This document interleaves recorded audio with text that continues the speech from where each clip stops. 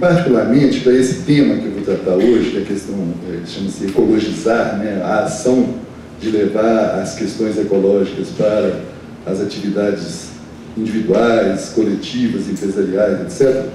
Acho que é muito importante, assim, é muito significativo o fato de estarmos aqui no Museu das Minas e do Metal, né?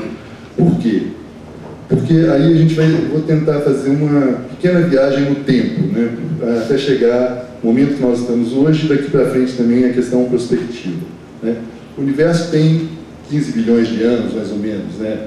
A Terra tem 4,5 bilhões de anos, né?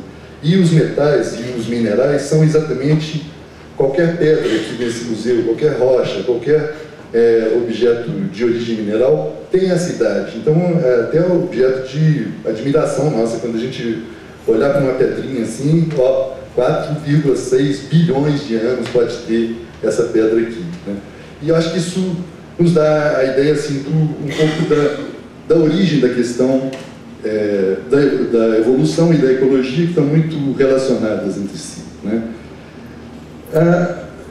Essa história veio, então, bilhões e bilhões de anos, né? Há alguns milhões de anos surgiu a vida vegetal e a vida animal no planeta, né? E a nossa espécie surgiu, alguns dizem aí, cerca de 150, 300 mil anos. Então a gente abaixou dos bilhões, dos milhões, dos mil anos, né? Então aí há 150 mil anos surgiu o Homo sapiens, né? E ele veio também se desenvolvendo na pré-história, na Idade da Pedra, aliás, né? Que é a idade aí da nossos antepassados viveram nesse ambiente. E depois ele, ainda já na escala dos milhares de anos, há cerca de 10 mil anos atrás, a nossa espécie aprendeu a domesticar os animais, né? Então, o pastoreio, né? Aquelas atividades mais de usar as espécies animais, né, a serviço da espécie humana. Há cerca de 10 mil anos atrás houve uma revolução agrícola, né, que aí foi um momento importante também, começou lá na região aí da guerra do Iraque, ali na Mesopotâmia e tal, né, a civilização agrícola foi um momento importante na nossa história também, porque as pessoas deixaram de ser nômades e passaram a ser sedentárias, né, para poder acompanhar o ciclo da colheita, né, do plantio até a colheita, né. Aí veio uma época muito interessante também, poucos anos, 1000 anos antes de Cristo, a idade dos metais, a era dos metais, né, o cobre, né, o ferro. 3.000 anos antes de Cristo, mais ou menos, os nossos antepassados aprenderam a lidar com o cobre, que é um metal mais maleável. Há mais ou menos 1000 anos antes de Cristo, aprenderam a lidar com o ferro, né?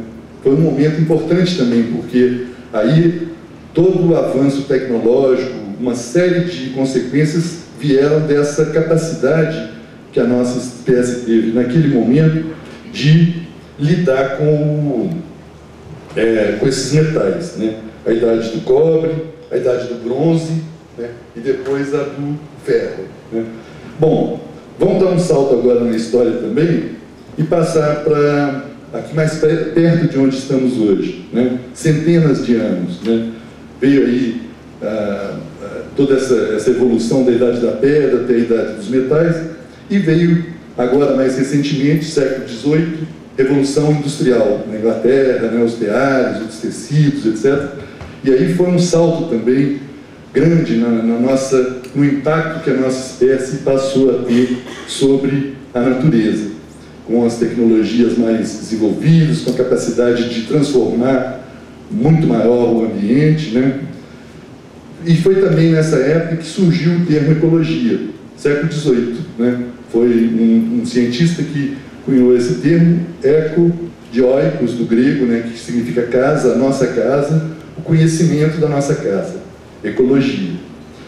Isso foi aí, meados do século XIX, que coincidiu exatamente com uma época também muito importante, foi o surgimento da exploração do petróleo. Também aconteceu nesse período.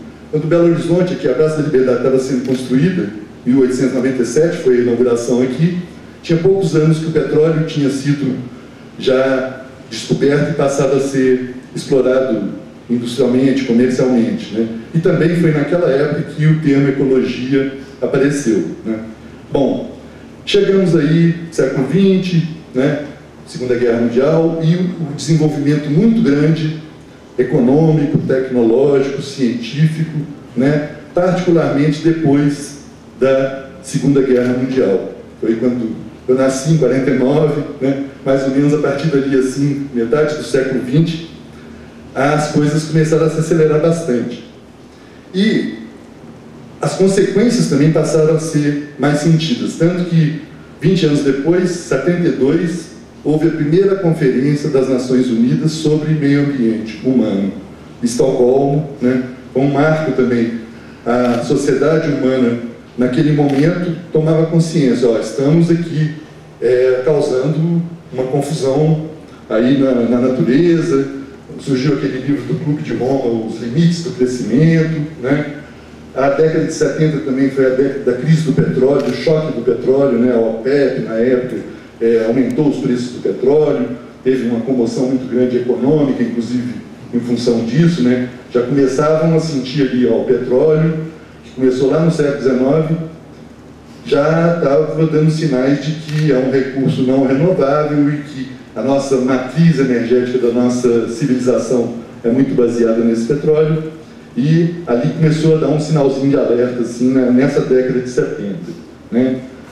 Aí começaram, com essa consciência que começou a aparecer naquela época, a surgir as ideias relacionadas à proteção do meio ambiente, né? Então, o Verde, o Partido Verde, todos esses movimentos da economia verde, que aliás vai ser o tema da Rio+20, que acontece agora esse ano lá no Rio de Janeiro, né? Essa consciência dos verdes começou a a tomar volume, a tomar mesmo força, né, nessa época.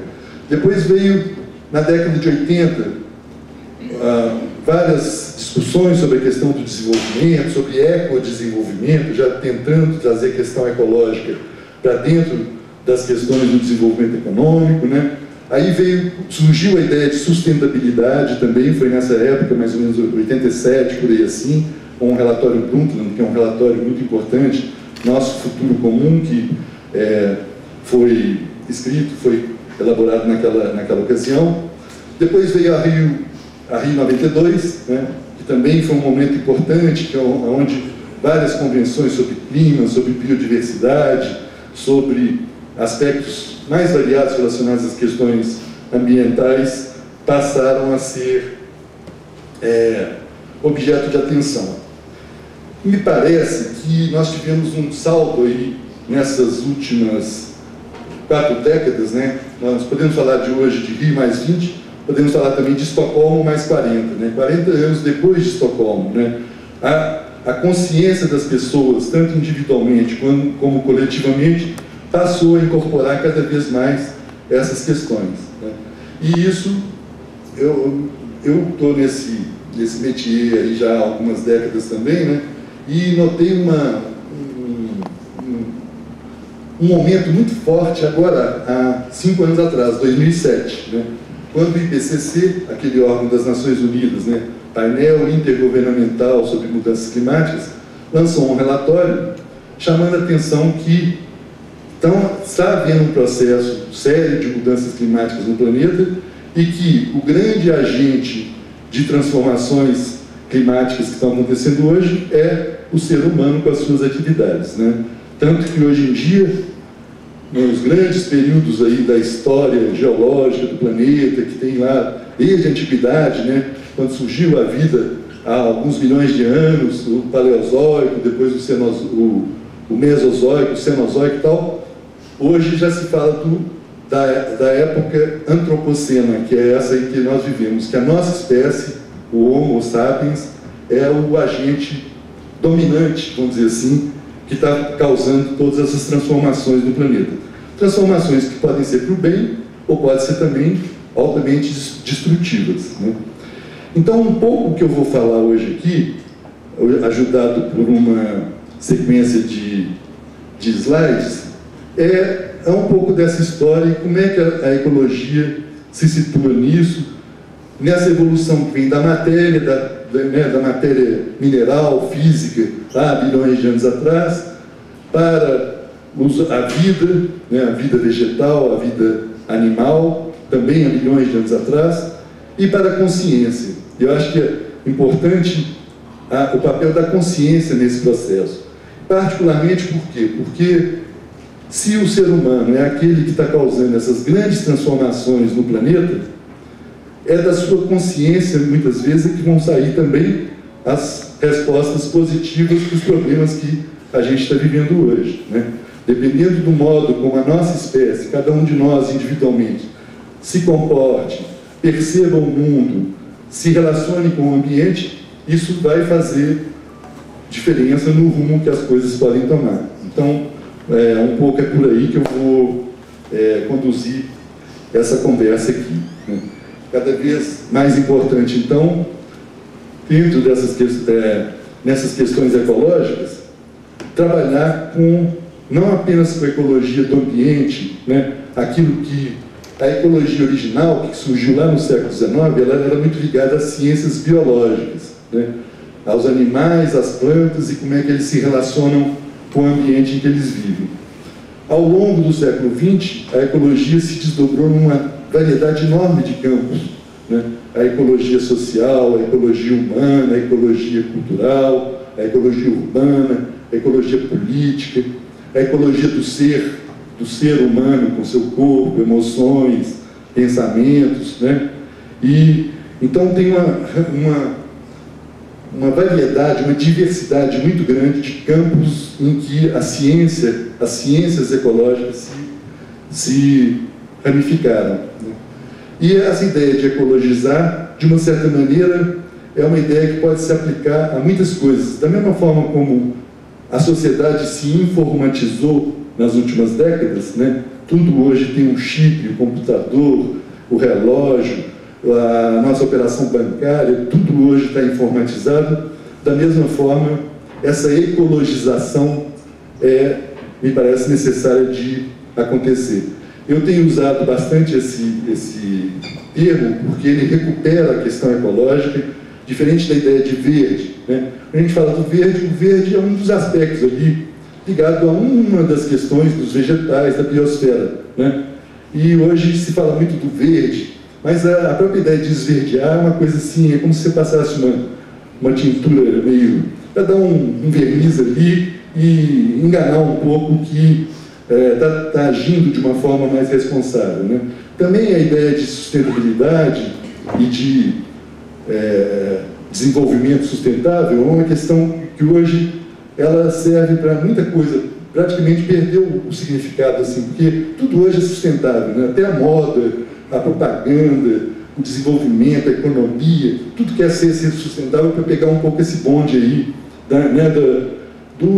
que é uma percepção bastante importante, mas que acaba virando uma geleia geral assim, de conceitos, né? E me parece que recuperar a questão da ecologia, nesse momento, é muito importante, assim, os fundamentos ecológicos das coisas.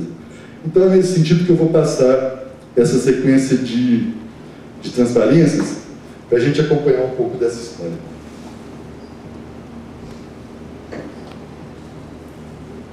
Eu vou pedir que, quando estiver faltando 10 minutos, você me avise, aí eu dou uma... Bom, eu vou passar daqui, né? Nossa Terra, né? Aqui, vista da Lua, né?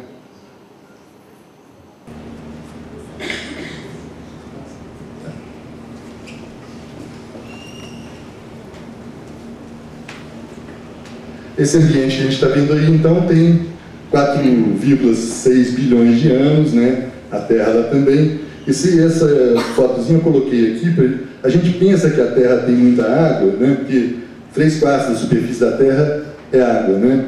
Mas quando você vai ver, essa bolinha aqui é a quantidade de água que tem comparada com o volume da Terra. Se você juntar a água toda que tem na Terra, ela dá como se a Terra fosse uma bola de futebol. Aqui uma bola de ping-pong, mais ou menos, é a quantidade de água que tem na Terra, né? Pode passar. A Terra, então, é um oásis no universo, né? Como se a gente tivesse, tem um deserto cósmico lá no sistema solar, etc. De repente tem um oásis ali onde tem água, onde tem vegetais, onde tem vida, aonde os viajantes podem pousar antes de seguir viagem, né? Assim, numa perspectiva mais cósmica, né? Então, pode passar. Então, tem a cosmosfera, né? O sistema solar, o cosmos. Existe toda uma proteção magnética aqui no planeta Terra, né? Para nos proteger, inclusive, das radiações solares, né? Isso é uma imagem que mostra essa, vamos dizer assim, essa camada de proteção magnética que nós temos, né? Pode passar. Cosmosfera, magnetosfera, a pirosfera, né? Nosso planeta é uma bola de fogo lá dentro, né? De vez em quando os vulcões explodem, nós nos lembramos disso. Essa bola de fogo, ela altera também a atmosfera, né? Ao soltar essas nuvens, né? Ela se solidifica na crosta terrestre, na litosfera, né? Aqui o Museu das Minas e do Metal trabalha muito com o material da litosfera, né? São as pedras, as rochas, todos esses minerais, né? E isso afeta também aqui a atividade humana. Vocês lembram quando aquele vulcão lá na Islândia explodiu há alguns anos atrás? Todo o tráfego aéreo parou naquele momento porque isso afeta as turbinas dos aviões, etc. Então, tem toda uma cadeia entrelaçada da pirosfera com a litosfera, com a atmosfera, né? E com a antroposfera também, as atividades nossas, da nossa espécie, né? Também existe uma relação da cosmosfera com a hidrosfera, né? E com a biosfera. A Lua influi nas marés, né? Então, a gente, na Lua cheia, a água é atraída, né? Na Lua nova, as marés têm esse movimento relacionado com a Lua. Nosso corpo, que é 70% água, naturalmente também, né? Ele reage a essas influências que vêm do cosmos, né? Podemos passar. A biosfera, né, também tem uma relação com a atmosfera, né? A vida influi no clima. A vida vegetal, né? As árvores liberam oxigênio, absorvem gás carbônico. Os animais e nós também respiramos oxigênio, liberamos gás carbônico, né? Então os animais fazem um trabalho exatamente o inverso dos vegetais, né? Os vegetais liberam oxigênio, os animais absorvem, respiram na sua respiração com esse oxigênio. Então, a vida também influi no clima, né? Se a gente começa a desmatar a floresta amazônica, né? Ou reduzir a população vegetal que existe no planeta, isso tem um efeito sobre o clima. Aqui a gente pode ver um pouco a imagem dessa espiral da evolução, né? 4,6 bilhões de anos, veio aquele desenvolvimento lento lá, durante bilhões de anos, aí chegou aqui na fase em que a vida surgiu, né? A época dos dinossauros, né? No período lá paleozoico, mesozoico, né? E aqui é o período cenozoico, a era cenozoica, essa que nós vivemos, e nós surgimos aqui, ó. Nossa espécie surgiu aqui no finalzinho dessa era cenozoica, né? Então, a gente vê que nós chegamos bem aqui no finalzinho da história do nosso planeta, né? Esses 150 mil anos aí em que a gente vive. Isso aqui, já entrando na questão da nossa espécie, né? Porque eu acho que o meu foco aqui, ao falar de ecologizar, eu vou falar muito também da nossa espécie, porque nós é que temos essa capacidade assim, de perceber essas coisas, compreender e agir também em resposta a isso, né? Houve um momento, a nossa espécie surgiu lá na África, né? E há mais ou menos 74 mil anos, houve uma grande explosão de um vulcão aqui na Indonésia, que praticamente dizimou a população humana que existia naquela época. Só sobraram 10 mil indivíduos. É como se fosse assim, quase que um quarteirão aqui de Belo Horizonte, né? 10 mil pessoas sobraram naquele momento. Quase que a gente foi embora também, né? Foi um momento assim, bastante crítico. Mas depois, esses 10 mil se reproduziram, se espalharam, né? Espalharam pelo planeta todo, e hoje, né, a população humana tem aí espalhada pelo planeta todo. Essa população é interessante também o seguinte, porque aqui antes era quando não existia a nossa espécie, né? Aqui, quando apareceram os primeiros indivíduos, ali no período da caça, da coleta de frutos, né? Mas agora é interessante mostrar que há 2 anos atrás ou 3 foi fotografada essa tribo isolada lá na Amazônia, né? Que praticamente são indivíduos da nossa espécie que estão vivendo nesse estágio, né? Hoje, né? Vivendo nesse estágio de desenvolvimento. Veio a época da caça e da pesca, né? Aqui primeiro foi a coleta de frutos, uma coisa bem rudimentar, a caça e a pesca, depois veio o pastoreio, depois veio a Revolução Agrícola, que eu já falei aqui, né? Depois veio a Revolução Industrial, aqui já no século XVIII, depois veio a urbanização no século XX, né? Principalmente na segunda metade do século XX, e agora nós estamos na fase aqui chamada da mudança climática, da gestão do clima, né, vamos dizer assim. Né? O clima passou a ser um assunto que antigamente não era tão importante assim, até por razões de segurança hoje em dia. Né? As mudanças climáticas trazem consequências econômicas, sociais, como a gente tem visto aí na televisão, esses eventos. E aqui, por último, a etapa da transmigração, vamos dizer assim, da colonização do espaço. Aqui a gente vê, então, um exemplo de uma estação orbital, orbitando a Terra. Então, ao mesmo tempo, hoje, tem indivíduos da nossa espécie morando aqui nessa estação orbital e tem outros morando aqui, lá no interior da selva amazônica. E uma grande quantidade morando aqui em cidades, né, morando em regiões industriais e em áreas rurais também. Então, essa diversidade de situações em que as pessoas estão vivendo é uma realidade. Se a gente tirar uma fotografia hoje do planeta, tem gente em todas essas situações. Aqui para mostrar a evolução demográfica, né? Nós éramos muito poucas pessoas, 500, menos de sei lá, 100 mil pessoas. Não, aqui é 1 bilhão. 100 milhões de pessoas durante muito tempo. Né? Em 1800 nós atingimos a marca de 1 bilhão de pessoas. Né? Em 1920, 2. Em 1975, 4 bilhões. Em 2005, 6,5 bilhões. E esse ano, aqui 2011, 2012, nós já somos 7 bilhões de pessoas. Né?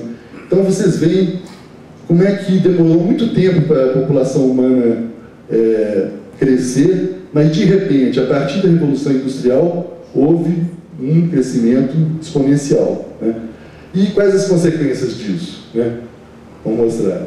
Né? Uma população que se espalha pelo planeta inteiro. Isso aqui é uma montagem fotográfica mostrando as regiões mais industrializadas, mais adensadas. Né? E a consequência disso é que, se o nosso impacto no passado era pequeno, no presente ele praticamente já atinge o planeta como um todo, e no futuro, a continuar, se fosse possível continuar nesse crescimento exponencial de população, nesse crescimento exponencial do consumo, um planeta só não seria mais suficiente. Né? A nossa população se adaptou da nossa espécie em todas as regiões, desde lá o iglu do esquimó até as tribos indígenas, né, em todos os climas. Né? Então hoje tem membros da nossa espécie espalhados pelo planeta como um todo. Né? Aqui, um pouco aquilo que eu falei anteriormente, né, sobre o petróleo, apenas comparando com civilizações que já aconteceram no passado. Né? A civilização egípcia começou 3.000 anos antes de Cristo, teve seu apogeu lá com as pirâmides, a esfinge, etc., 1.500 anos antes de Cristo, depois declinou. Hoje tem lá aquelas relíquias arqueológicas, arquitetônicas, etc., né? Mas ela não existe mais. A civilização grega também começou lá e 500 a.C., teve seu apogeu lá 500 anos antes de Cristo e depois declinou também. Hoje tem lá, está até em declínio, até hoje a Grécia está um outro tipo de declínio também econômico, mas assim, né, tem lá a Acrópole, estão até querendo alugar a Acrópole para eventos, etc., para gerar recursos, né? Uma coisa que foi construída lá 500 anos antes de Cristo, né? E aqui é o nascimento de Cristo, 1000 anos, 2000 anos. Aqui é a nossa era do combustível fóssil. Ela foi bem rapidinha. Ela começou lá em 1900, 1800 e alguma coisa, teve seu apogeu aqui por volta do ano 2000 e o colapso dessa era do combustível fóssil vai ser bem rapidinho também, comparado com outros outras civilizações que já surgiram no passado. Então isso traz para a gente uma situação desafiadora, né? Quer dizer, como fazer para dar sustentação energética a uma população que tem cada vez mais crescente, né? Com mais aspirações de consumo, precisando de energia, etc., né? Daí a importância que hoje em dia tem essa questão das energias renováveis, energia solar, energia dos ventos, o petróleo que não é renovável, mas que aí está todo mundo, né, procurando pré-sal, etc., além das energias como a hidrelétrica, que é uma grande usuária, inclusive, das nossas águas. Então, esse é um pouco o drama da nossa civilização atual, né? A humanidade já está usando 20% a mais dos recursos naturais que o planeta é capaz de repor, né? Pode haver uma queda na qualidade de vida a partir de 2030. Isso é um relatório do WWF, aqui durante a Rio+10 ele foi divulgado, né? É como se a gente já tivesse sacando no cheque especial, quer dizer assim, já sacando a mais do que a sua possibilidade de receita, né? Então, isso não é sustentável a médio e a longo prazo, né? E o drama um pouco é esse, nós não temos mais que um planeta, é esse aqui mesmo, né? Com a sua biosfera, litosfera, hidrosfera, né? E então é nele que a gente tem que se virar, né? Para poder sobreviver com boa qualidade de vida, com saúde, etc., né? Já está começando a aparecer estresse hídrico em várias partes do planeta, né? Esses vermelhos e marrons aqui são regiões na Austrália, no Oriente Médio, na Ásia, né? Aqui no Oeste Americano também, com um estresse hídrico, né? Quer dizer, o consumo de água está sendo bem maior do que a disponibilidade de repor essa água, né? Felizmente que o Brasil está aqui sem muito estresse, né? Aqui também a região tropical da África, ali o Canadá e a Sibéria também, né? Mas vocês veem que tem uma parte muito populosa do mundo, né, que já tem problemas de água seríssimos. O Brasil também, vamos passar próximo, não sei se... Não, eu não pus aí, mas já tem situações de estresse hídrico no Brasil, principalmente aqui no semiárido, lá no sul, a gente está vendo aí sempre essa noticiário sobre a seca no Rio Grande do Sul, desertificação no Rio Grande do Sul, né? Então o Brasil não é tanto esse mar de tranquilidade num mundo conturbado, não. Tem problemas de estresse hídrico no Brasil também, né? As mudanças climáticas estão trazendo efeitos como, por exemplo, essa intensificação de furacões. Esse aqui é aquele furacão, ciclone Catarina, né, que é a ilha de Florianópolis, lá em Santa Catarina. Isso foi em 2004, 2005, me parece, esse evento climático muito forte ali na região. E as consequências, né, econômicas e sociais são essas que a gente vê todo dia no noticiário, né, deslizamentos de encostas, enchentes urbanas, né, esse tipo de situações.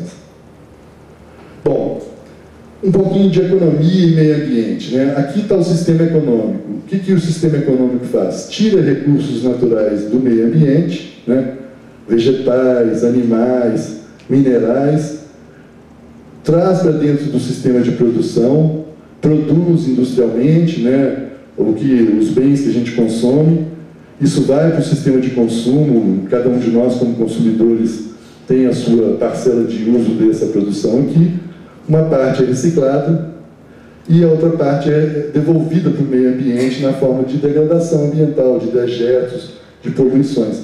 tanto a poluição decorrente da produção, que é devolvida para o meio ambiente, como a poluição decorrente do consumo, o lixo que nós geramos, que é devolvido para o meio ambiente também, alterando, então, o estado geral do ambiente.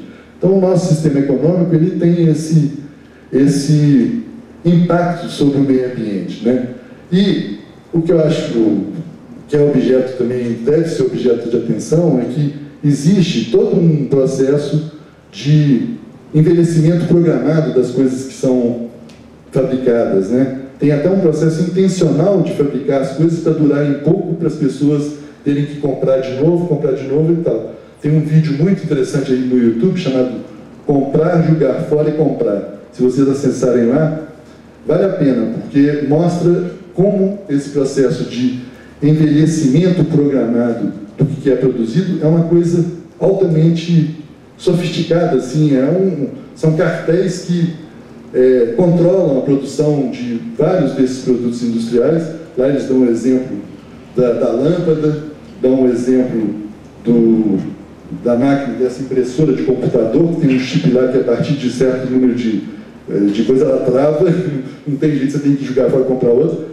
A meia de nylon também, dão um exemplo das meias de nylon, um cientista lá da DuPont inventaram uma meia de nylon durabilíssima, assim, coisa. Aí os donos das empresas de meia de nylon assim, falaram, tem que acabar com isso, porque senão as mulheres não vão comprar mais meia, se tiver uma que vai durar, né, muito. Então, tem toda uma máquina para poder produzir a mais e para alimentar o consumo. E na ponta aqui do consumo, também tem um processo muito, que a gente deve questionar muito, que é esse processo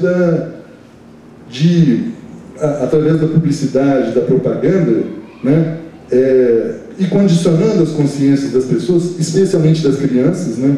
Crianças, eu li um livro agora recente sobre a questão do consumo, fala assim, criança é uma coisa que existia no passado, hoje não existe mais criança, hoje existe uma categoria especial de consumidores, né, que todos os marqueteiros, os neurocientistas, etc., estão estudando para tentar fazer com que aquelas crianças, a consciência delas seja tão condicionada, né, pela propaganda, pela publicidade, que elas vão azucrinar as mães para poder ter certos produtos e não tem jeito.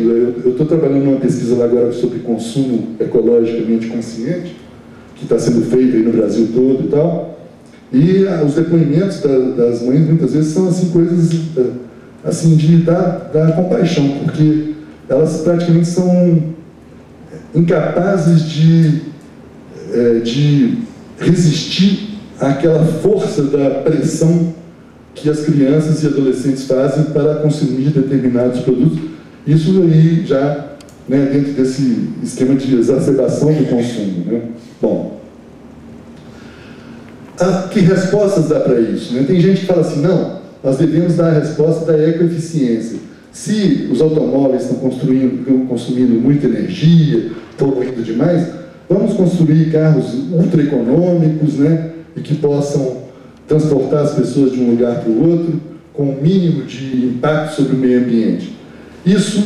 Esse raciocínio da ecoeficiência é uma coisa que funciona para cada produto individualmente. Para nós individualmente como consumidores é bom ter um carro ultra econômico que vai gastar pouco, que nós vamos poder circular, né, usando esse veículo. Mas se você multiplica isso por milhões ou bilhões de pessoas, o resultado pode ser altamente desastroso, né? E isso tem acontecido. Esse é um exemplo de um automóvel, mas tem N outros exemplos em que mostra que essa questão da construir com mais eficiência é importantíssimo, né, unitariamente, mas no conjunto pode não funcionar, né? Bom, aqui eu não vou entrar nessa coisa, são as definições de ecologia, né? A única coisa que eu gostaria de chamar a atenção aqui é que ecologia trata basicamente de relações entre seres vivos e meio ambiente, relações entre animais e vegetais, né? E essa é a palavra-chave para a gente entender a questão da ecologia, né? Relações ecológicas que podem ser harmônicas, né? A simbiose entre uma espécie animal e uma vegetal, comensalismo, né? Elas vão ali se alimentar de uma mesma fonte. As sociedades, colônias, né, como as abelhas, são relações ecológicas harmônicas. E existem relações ecológicas desarmônicas. Antibiose, predatismo, canibalismo, parasitismo. Né? Antibiose, por exemplo, é o princípio dos antibióticos. Né? Eles usam esse princípio para combater uma doença, né, dentro do corpo da pessoa. Né? Então, são relações harmônicas ou desarmônicas, né? Podemos passar. Aí a gente poderia aplicar esse raciocínio das relações ecológicas para eventos simples, por exemplo, sociais, como a corrupção, por exemplo. Né? A corrupção a gente pode ver como uma relação entre um predador e uma presa, né? Entre um parasita e um hospedeiro, né? O parasitismo social, por exemplo, né? Aqueles que sugam, né, da sociedade por meios ilícitos, por conluios com outros, etc. Então, você pode tratar um tema como a corrupção, por exemplo, a partir de uma abordagem ecológica. Né? A questão do parasitismo social é um aspecto disso aí. Né? Podemos passar. Agora, a diferença, e eu tenho um amigo que é um jornalista lá em São Paulo, Flávio Serpa, ele fala assim: na natureza não se distingue entre o bem e o mal, né? Sobrevive o mais adaptado. Né? O predador, ele mata a sua presa, caça e vai lá comer com seus filhotes. A humanidade é a única que tem a ética e a honestidade como fator seletivo, que é bom. Né? Então, a humanidade se coloca essas questões: o que é bom, o que não é bom, né? O bem e o mal. Né? Essas questões são, hoje, tem códigos de ética nas empresas, nos governos, mesmo as próprias tradições espirituais levam para esse lado. Né? Então, esse aspecto ético dos valores humanos é um aspecto importante que distingue a espécie humana das demais espécies animais e vegetais. E aí vem a questão de ecologizar. Né? A gente já tendo visto o que é ecologia, essas relações entre os seres vivos, entre si, né, e também com o ambiente que vive. O que é ecologizar? Isso não existe, não é uma palavra que existia nos dicionários, existe hoje no Aulete. No Aurélio não existe ainda. No Aulete, eles falam assim: é conscientizar para as questões ecológicas. Eles chamam a atenção para a questão da consciência, né? Ecologizar. Aí, uma professora de uma escolinha de arte lá na Argentina, ela resolveu fazer um dicionário de verbos e propôs para as crianças, para as alunas dela, assim: o que significa? Defina esse verbo para mim. Ela propôs lá uma série de verbos, alguns que nem existem ainda nos dicionários, e propôs esse verbo, ecologizar. Né? Aí, o que as meninas lá de 9 a 11 anos dessa escola lá no interior da Argentina escreveram? A Bernarda falou assim: pensar que no futuro não existiremos. Né? Ela já levantou um lado aí meio assim de um medo, certo?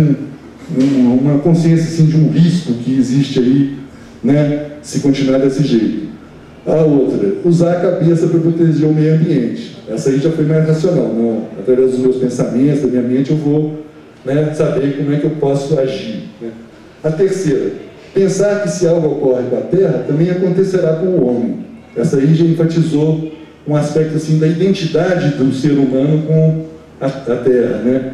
Nosso corpo é água, é minerais, quando a gente morrer vai virar pó. Então, assim, tem toda essa intuição da menina lá sobre essa identidade do homem com a Terra. Né?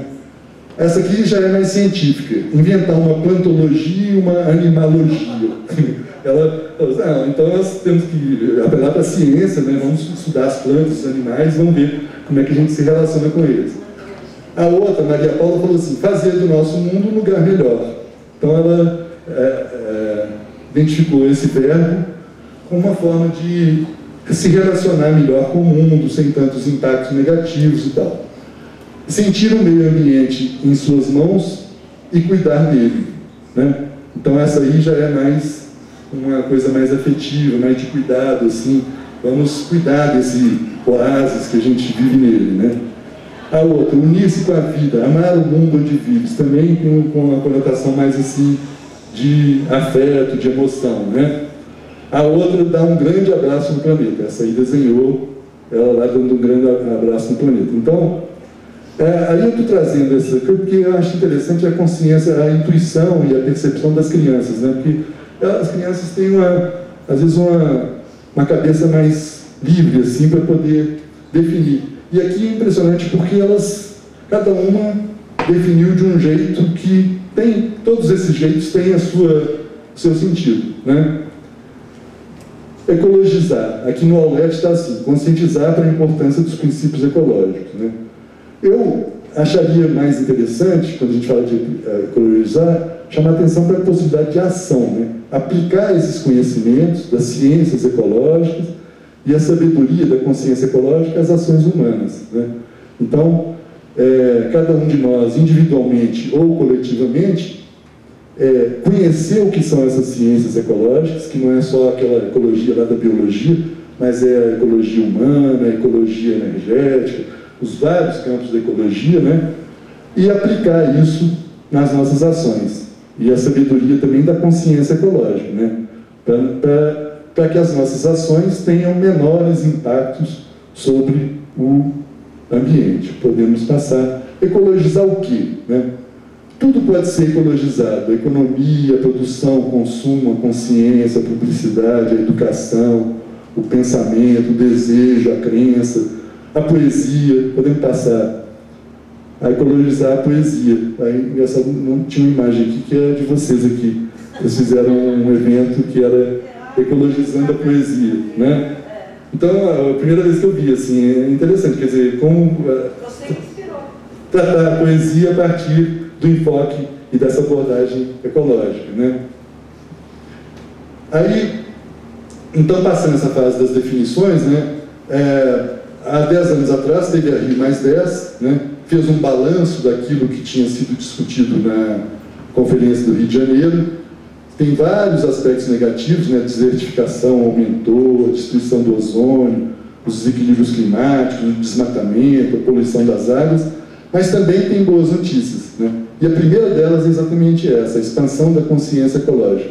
Cada vez mais, de 72 para cá, desde a Conferência de Estocolmo, os movimentos verdes, ambientalistas, pela sustentabilidade, tudo isso vieram criando uma onda aí que hoje em dia é difícil. Você abre um jornal, uma revista, televisão, todo lugar está se falando de questões ecológicas, ambientais, alguns com um enfoque, outro. Mas, assim, o assunto deixou de ser uma coisa periférica, que estava lá na marginalidade, e passou a ser uma coisa cada vez mais central na sociedade, né? E por muitas razões econômicas também, porque as próprias empresas estão percebendo que, se não atuarem dessa forma, elas não vão se sustentar a médio e longo prazo, né? Os governos também estão tendo que dar respostas para isso, as organizações da sociedade. Então tem havido uma onda mesmo crescente, o que é muito positivo, né? Tem havido também fortalecimento jurídico, institucional, redução de taxa de crescimento demográfico, que ajudam a reduzir essa pressão que as nossas atividades estão causando sobre o ambiente, né? Uma mudança de consciência e de percepção também. A fumaça já foi símbolo de progresso industrial. Hoje denuncia o aquecimento global e os desequilíbrios climáticos. Quando eu estudava aqui, na década de 70, o símbolo da FIENG, Federação das Indústrias, era uma roda dentada com uma chaminé soltando fumaça no meio. Era o símbolo do progresso. 30, 40 anos atrás. Aí, um belo dia, entrou um presidente lá mais ecológico, assim, ele resolveu mudar a logomarca da FIENG, né? Mas isso é uma questão de 2 décadas, né? Então, a gente vê como é que essa coisa tem evoluído, né?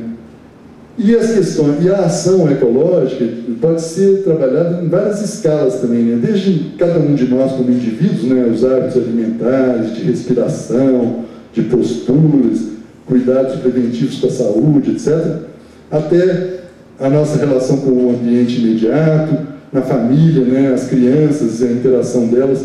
Hoje as crianças muitas vezes trazem conhecimentos que os pais não tiveram no passado, né? Acho que o próprio museu aqui tem toda uma atividade, né, que vai expandindo essa consciência nas crianças para elas saberem que mundo estão vivendo. Não, pode voltar um pouquinho, né? E as consequências das ações que elas causam. Aqui no nível da casa, muitas questões ambientais podem ser trabalhadas, como a redução de desperdício de água, de energia, a reciclagem de lixo, etc. Na vizinhança também existem questões que acontecem, e aqui em Belo Horizonte eu me lembro que a questão mais frequente que tinha aqui era a poluição sonora, não sei se ainda é, mas assim, quantidade de conflitos de vizinhos por causa de barulho era uma coisa impressionante, na época que eu trabalhei aqui na prefeitura, né? Nas cidades, tem questões do lixo, do esgoto, que precisam de ser gerenciadas, e no entorno das cidades, nas regiões também, como as bacias hidrográficas, a questão da água é muito importante, né? E no Brasil isso aqui tem sido, cada vez mais, os comitês de bacia hidrográfica, né? O comitê do Velhas, Manuelzão, né? Todas essas iniciativas estão tentando aí resgatar, restaurar a qualidade das águas, né? Os países, no âmbito do planeta também, tem muitas questões que são hoje planetárias, né? Como a questão do clima, buraco de ozônio e outras, né?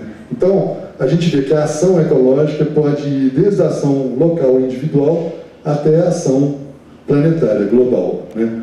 Existia na década de 70 um dito aí que era assim: pensar globalmente, agir localmente, né? Então, uma vez eu fui dar uma aula lá no Vale do Jequitinhonha, em Araçuaí, e falei essa frase, né? Pensar globalmente, agir localmente. Aí no final da palestra lá, era uma palestra para professoras da região, né? Aí veio uma professora e me perguntar uma outra coisa lá, e estava anotado no caderninho dela assim: pensar globalmente, agir loucamente. Será que é isso que eu estou ensinando aqui para essas professoras? Mas essa questão de comunicação é séria, né? Porque loucamente. Então vai, podemos passar. Aqui a ecologia urbana, eu acho que é um aspecto muito importante também, né? Considerar a cidade como um ecossistema, né? Que se alimenta de alimentos mesmo, do ar, da água, da população, dos materiais que vêm aqui para construir a cidade, e a cidade devolve para o ambiente o ar alterado, poluído, a água poluída, devolve serviços, que são coisas positivas, devolve ideias, informação, tecnologia. Por exemplo, isso que o museu está fazendo aqui, né, com suas atividades educativas, etc., é um produto positivo que a cidade de Belo Horizonte está aí proporcionando para as crianças das suas escolas e para quem frequenta aqui, né? Então, considerar a cidade como um ecossistema, com esses fluxos de entrada e de saída, é uma visão sobre a questão urbana, me parece também que ajuda a articular com a questão ambiental, né? Os cidadãos, muitas vezes, têm relação com a água só nos momentos assim, que tem um caminhão-pipa, nas áreas mais pobres, né, na cisterna, ou então quando são presos no engarrafamento de trânsito, quando não tem esgoto no local onde vivem, né, ou então nós que usamos aí os sanitários, quando a água cai lá a gente dá descarga, você sabe que vem água de algum lugar e vai para algum lugar, né? Mas assim, você não tem a consciência do ciclo integral da água, né? A nossa percepção do cidadão urbano, principalmente, é muito fragmentada, né? E nós somos, a gente poderia dizer assim, um pouco hidroalienados, né? A gente conhece assim, pedacinhos do ciclo da água, mas não conhece o ciclo completo da água, né? Para você ter uma consciência hídrica mais avançada, talvez fosse necessário saber que nos cometas eles são feitos de gelo, né? Que a própria água do planeta Terra pode ter vindo de algum desses objetos espaciais, né? Saber que ela passa por sistemas de tratamento antes de ir para a sua torneira, né? Que depois dela ir para a sua torneira também, ela vai para sistemas de tratamento de esgoto, pode ir, né? Que o seu corpo tem 70% de água e que as crianças lá no útero da mãe estão envoltas em água também, que a água tem uma conotação assim, sagrada, tem muitas religiões, o batismo, os banhos sagrados no Ganges, né? São aspectos da questão da água. Então a água tem todo um ciclo, né? Que vem das nuvens, ela cai, escorre, infiltra, evapora, né? E a gente muitas vezes perde essa noção desse ciclo integral da água. Você tem uma visão fragmentada, né? Aqui tem uma foto também do cristal de água, que é o que um japonês aí, Masaru Emoto, faz, mostrando assim a beleza dos cristais de água quando eles estão congelados, né? Aí o ciclo da água, né, que é uma coisa importante, né, e que a gente muitas vezes perde essa noção completa. E nesse contexto de mudança climática, é muito importante conhecer isso aqui, porque a água é o elemento da natureza que responde mais rapidamente à mudança de temperatura, calor e frio, né? Então, nós estamos aqui alterando o clima quando emitimos gás carbônico para a atmosfera, efeito estufa e tudo, e quem responde a isso que nós estamos causando no clima é a água, né? A água degela nos polos, aumenta o nível do mar, evapora mais, dá mais ciclone, mais furacão, chuvas mais fortes. Então, tem toda uma consequência que vem a água que está nos dando essa resposta, né? Acho que é importante essa relação de água e clima também, né? Questão da ecoalfabetização, me parece que é muito importante também, é um conceito lá do Fritjof Capra, que ele propôs, né? Nós somos como se fossem ecoalienados também, ecoanalfabetos, né? Precisamos de aprender a nos ecologizar a nossa cabeça também, né? E aí, o exemplo prático mais interessante que eles fazem nas escolas lá na Califórnia, por exemplo, é através da merenda escolar. O básico para a ecoalfabetização é a merenda escolar. Por quê?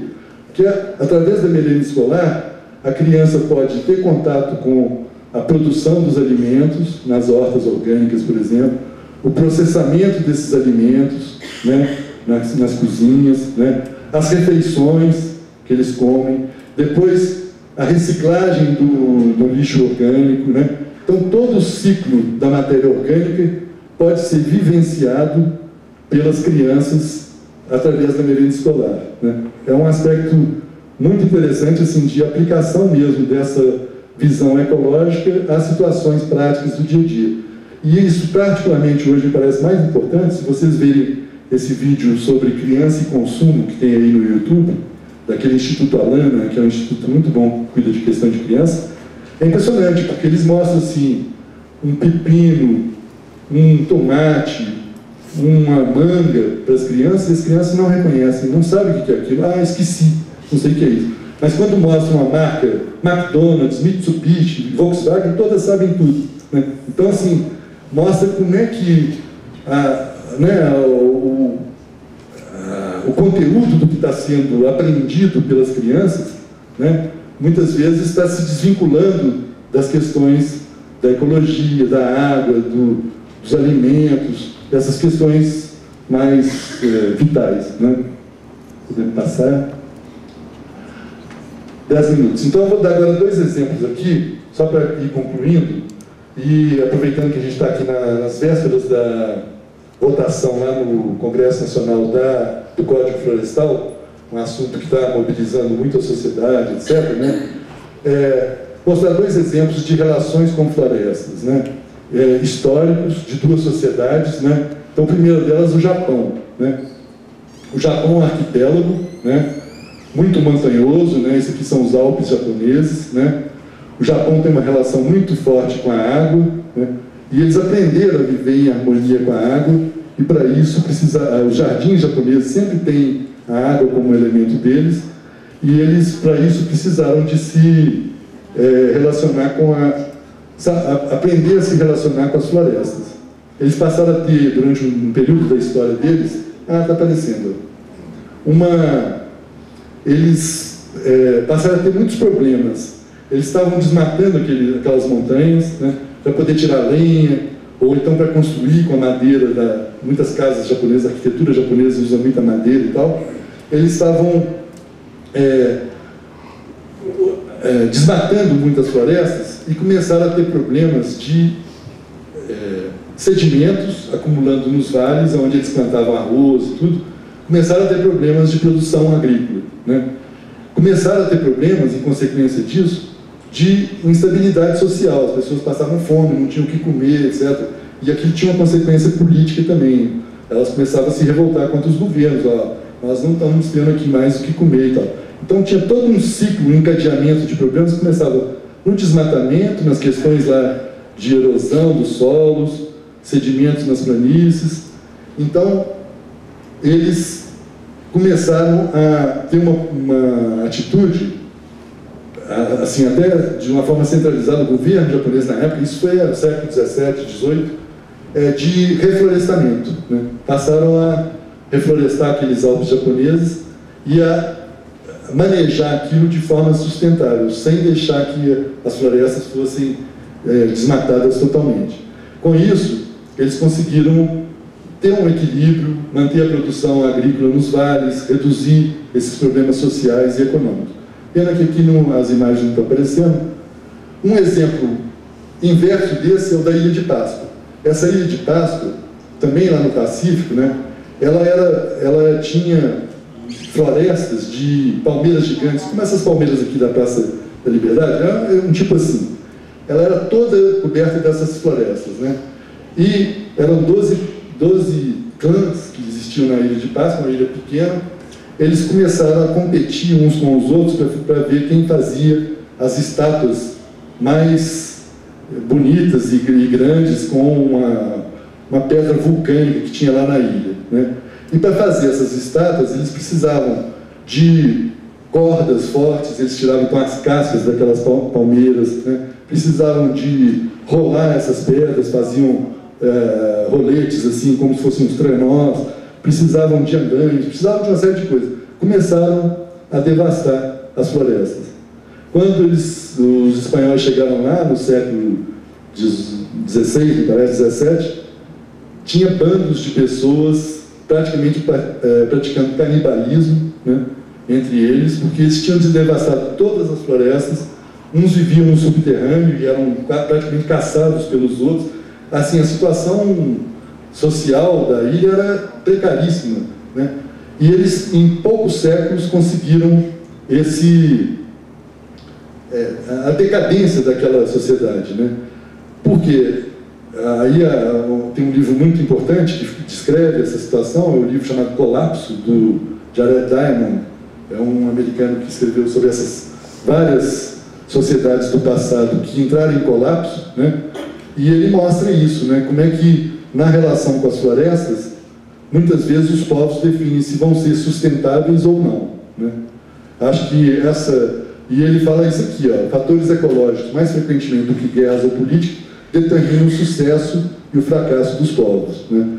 Acho que essas lições aí da Ilha de Páscoa e do Japão podem ser muito, assim, boas da gente relembrar no momento que estão votando no nosso Código Florestal, né? Será que o Brasil vai dar um passo no rumo da Ilha de Páscoa ou vai dar um passo no rumo de uma civilização mais sustentável, né? Vai depender um pouco do que for resolvido aí no próximo mês de março no Congresso, né? Outro exemplo também de uma visão de curto prazo, de um modelo mental pré-ecológico, é o Mar de Aral. O Mar de Aral era o maior mar interior que existia, né? E tinha uma atividade pesqueira muito forte lá. Hoje as imagens que a gente tem de lá são essas aí, né? Vamos passar os próximos, né? Ele tem 2 rios que desaguavam lá no Mar de Aral, no Cazaquistão, ali na Rússia. Na época, na década de 60, mais ou menos, a União Soviética resolveu fazer um grande programa de produção de algodão naquela região. Então começou a desviar a água desses rios para irrigação de algodão. Foi um sucesso. Durante 20 anos, produziram algodão até. Agora, a partir de então, os solos começaram a salinizar, o mar entrou o mar que tinha essa superfície aqui foi se reduzindo, né? Os navios encalharam, a atividade pesqueira acabou, né? Então, podemos passar mais um aqui, a evolução do Mar de Aral, por exemplo, de 2000 a 2009, ao que aconteceu. Ele era muito maior do que isso lá na década de 60 e 70. Então, um exemplo de um empreendimento feito com a maior das boas intenções, vamos ser o maior produtor de algodão do mundo, desviar os rios sem ter uma avaliação dos impactos ambientais que aquele empreendimento ia causar. Em 20 anos, acabaram com o ecossistema da região com uma série de prejuízos muito fortes. Um outro exemplo que o Diamond dá no livro dele é essa ilhazinha aqui, chamada Tikopia, também lá no Pacífico, né? Uma ilha pequena, habitada há mais de 3 mil anos, né? Com uma densidade de população muito alta. Aquelas ilhas todas do Pacífico têm uma população de porcos grande. Eles valorizam o porco, até economicamente e tal. Eles se reuniram aqui nessa ilha e falaram assim, não, nós vamos acabar com a população de porcos que tem aqui nessa ilha. Por quê? Porque ela começou a competir com eles pela terra agrícola. Os porcos invadiam as plantações, comiam os alimentos, destruíam tudo. Eles falaram assim, se a gente mantiver essa população de porcos aqui, nós não vamos conseguir nos sustentar. Então eles acabaram com a população de porcos, mudaram os hábitos alimentares, né? Passaram a se alimentar mais de pescado, e também da produção agrícola deles, e conseguiram se sustentar, né? O Diamond fala assim, os porcos estragavam as plantações, competiam com os humanos por comida, era um meio ineficaz de alimentar seres humanos, porque são necessários 9 quilos de vegetais comestíveis para produzir apenas 1 quilo de porco, e acabaram se tornando uma comida de luxo para os chefes, né? Então só os chefes que comiam porco, ninguém mais comia porco, e aí eles decidiram, não, nós temos que... Foi uma decisão sustentável, através de quê? De uma mudança de um hábito de consumo alimentar, né? Então, esses exemplos aí que a história traz para a gente, tem tantos exemplos desastrosos que vão para o colapso mesmo, e tem exemplos, como o do Japão e dessa ilhazinha, que mostram um caminho mais esclarecido. Assim, eles pensaram e conseguiram desenvolver estratégias para aquela sociedade ser sustentável, né?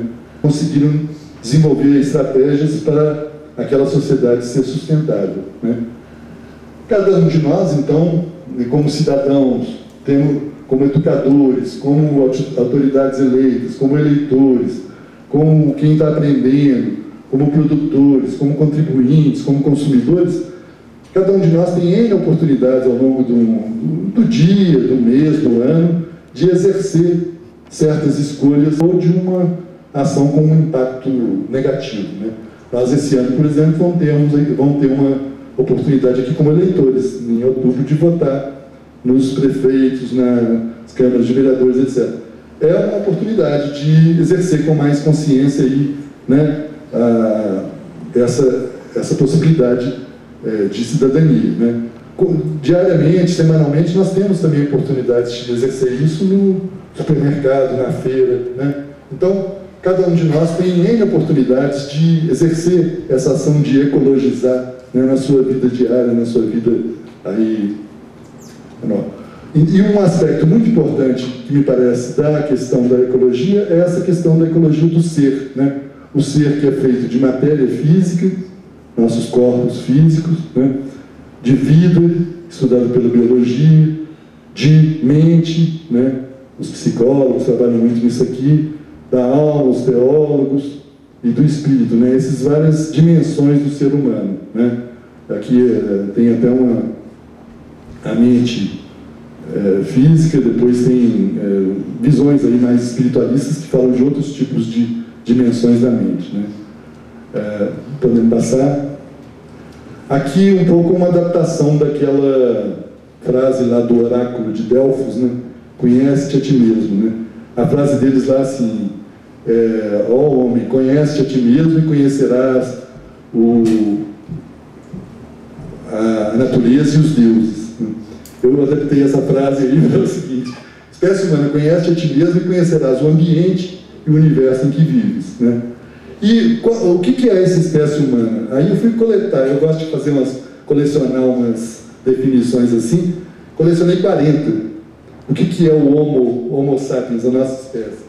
Homo habilis, Homo faber, Homo erectus, homens predador, Homo temens, demente, Homo moralis, esportivos, ludens, né, gosta de brincar, né? Eu acho que essa brincadeira aí da Luísa, que está no Canadá, mostra muito assim, né, esse espírito lúdico, assim, de brincadeira mesmo, né? Depois, Homo idióticos, Homo corruptos, Homo honesto, Homo bélicos, que guerreia, Homo tecnocráticos, o consumidor, o econômico. Aí vai assim, vai por aí adiante, né? Então, assim, 40 definições. Todas elas têm o seu lado de realidade, de verdade, né? São pessoas que pensaram nisso em algum momento, né? E tem o Homo stressatus, né? Teve um amigo meu que falou assim, eu estou nessa aqui, eu virei um Homo stressatus, né? Estou estressado.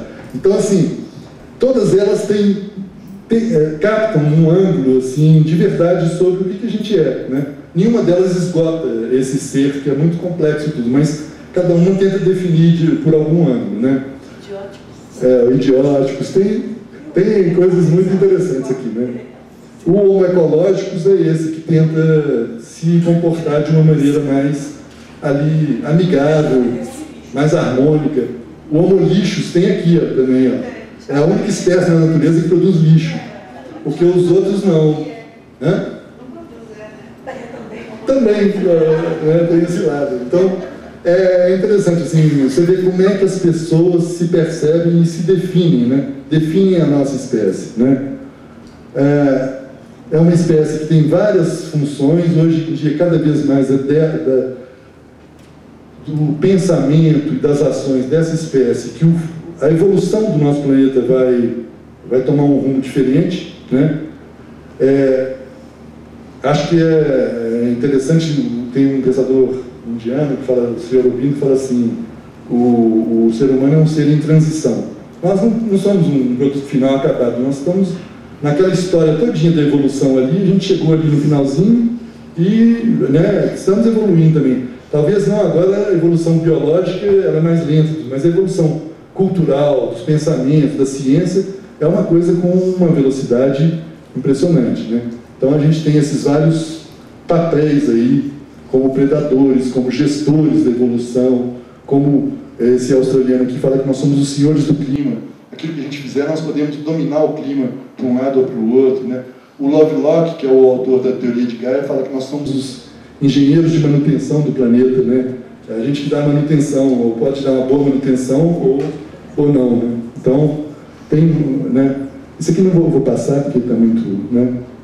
Isso que tem passado, Edgar Morin, que é interessante. Agora, o Gandhi, por exemplo, ele fala assim, existem recursos suficientes nesse planeta para atender às necessidades de todos, mas não o bastante para satisfazer o desejo de posse de cada um, né? Então, para atender às nossas necessidades, existem recursos, mas se esses desejos e aspirações forem ilimitados, os recursos podem faltar, né? Um planeta só não vai dar conta disso, né?